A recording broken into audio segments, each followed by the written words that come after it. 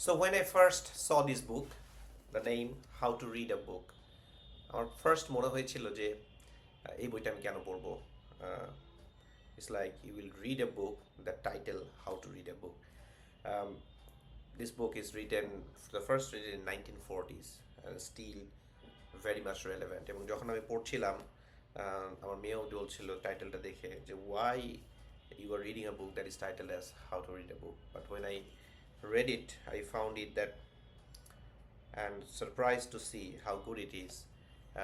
এবং মনে হচ্ছিল যে বইটা আসলে আমি আগে কেন পড়ি নাই, because this is structured so well. এবং আমরা যখন বই পড়ি কিভাবে আমাদের পড়া উচিত, কোন জায়গাটায় স্লো ডাউন করবো, কোন জায়গাটায় ফাস্টার হবে, how we should take notes and how we can it's like এটাকে নিজের মধ্যে ধারণ করবো, অ্যান্ড অলসো জিনিসগুলো বোঝা, কারণ পড়লাম কিন্তু পরে উই কান্ট আন্ডারস্ট্যান্ড কীভাবে কম্প্রিহেন্ড করবো। So overall and also different genres বই কোনগুলো কীভাবে পড়বে খুব সুন্দরভাবে কিছু আইডিয়াস দেওয়া আছে। অ্যান্ড হোয়াট ওয়াজ ফ্যাসিনেটিং, একদম লাস্ট চ্যাপ্টারের লাস্ট ফিউ প্যারাগ্রাফস যেটা the one that blown my mind. So I will share some of the lines from that book, and it's suggesting like why we should have the habit of reading books, especially rather than reading summaries. We should try to read books. So in the last few paragraphs, it is saying there is a strange fact about human mind, a fact that differentiates mind sharply from the body, because the body is limited in ways the mind is not. So one sign of this that our body does not continue indefinitely to grow in strength and develop in skill and grace. In fact, by the time most people are 30 years old, their bodies are as good as they will ever be. And that's a very disappointing or like depressing to sound, because by the time most people are 30 years old, their bodies are as good as they will ever be. In fact, many persons' bodies have begun to deteriorate by that time. But there is no limit to the amount of growth and development that mind can sustain. So the mind does not stop growing at any particular age. That's the beauty of the mind. And only when the brain itself loses its vigor, in sense, and does the mind lose its power to increase in skill and understanding. That's how, as we age, we need to continuously focus on the one side, our body gets deteriorating, so we need to focus on our physical body, and at the same time, we need to sharpen our mind and we give input to our mind so that our mind can grow. So the mind can atrophy when this happens, when we are not actually, our brain is not moving or our brain is not growing. So the mind can atrophy like the muscle if it's not used.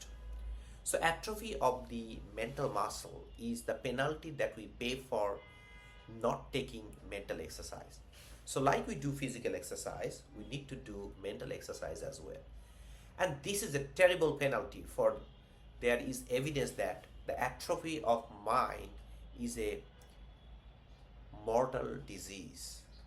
So there seems to be no other explanation for the fact that so many busy people die as soon as after retirement, because their minds are not getting that exercise. So they were kept alive by the demands of their work upon their minds. They were propped up artificially, as it were, by external forces. But as soon as those demands cease, having no resources within themselves in the way of mental activity, they cease thinking altogether and expire.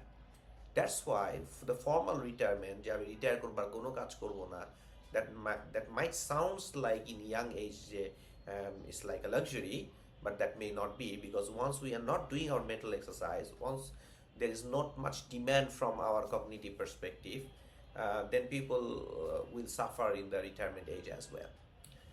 Television, radio, and all other sources of amusement and information that surround us in our daily life are also artificial props.